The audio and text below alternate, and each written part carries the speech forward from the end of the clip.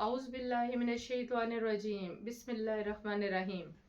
میرا نام doctor Mrs گل ہے اور آج کا ہمارا ٹاپک ہے انفلوئنزا فلو یا موسمی زکام۔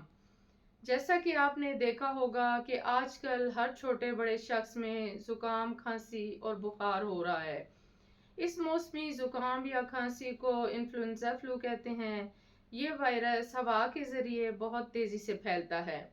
ایسے مریض جن کو آج کل یہ علامات آ رہی ہیں جیسا کہ چھینکوں کا آنا، زکام، کھانسی، گلے میں خراش اور بخار، انہیں چاہیے کہ بہت احتیاط کریں، رش والی جگہوں پر مت جائیں، ماسک کا استعمال کریں۔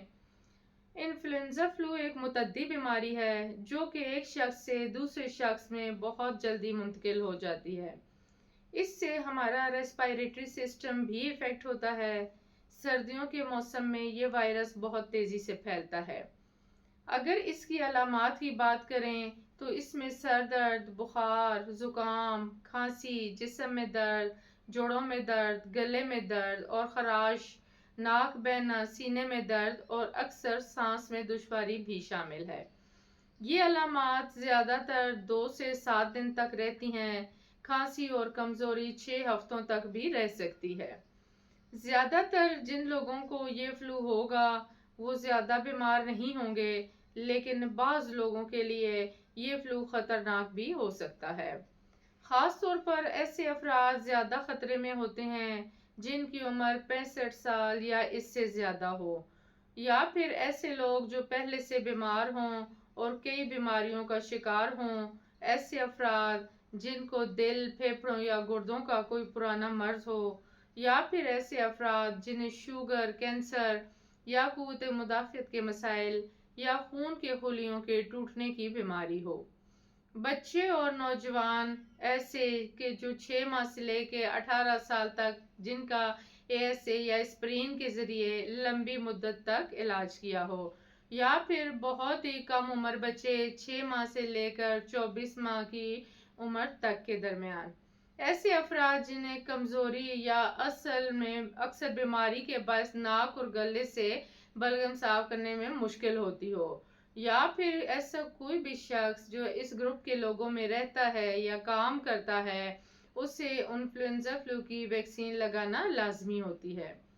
اب اگر اس کے علاج کی بات کریں تو انفلوئنزا فلو کا علاج سمپٹومیٹک ہوتا ہے، یعنی کہ جو سمپٹمز ظاہر ہو رہی ہوتی ہیں۔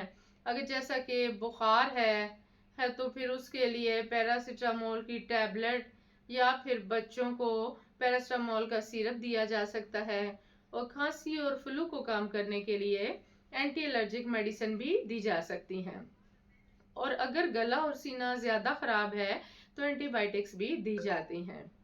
یہ فلو کسی متاثرہ شخص کی چھینکوں اور کھانسنے کے ذریعے بآسانی دوسروں تک پھیل جاتا ہے۔